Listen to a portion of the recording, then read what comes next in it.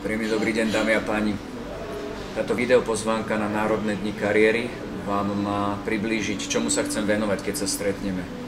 Začínal som v zamestnaní, potom som podnikal, teraz som znovu zamestnaný a teda by som vám rád priblížil, keď uvažujete o kariére, a aké sú tieto dva svety, svet podnikateľský a ten svet zamestnanca v klasickej manažerskej pozícii.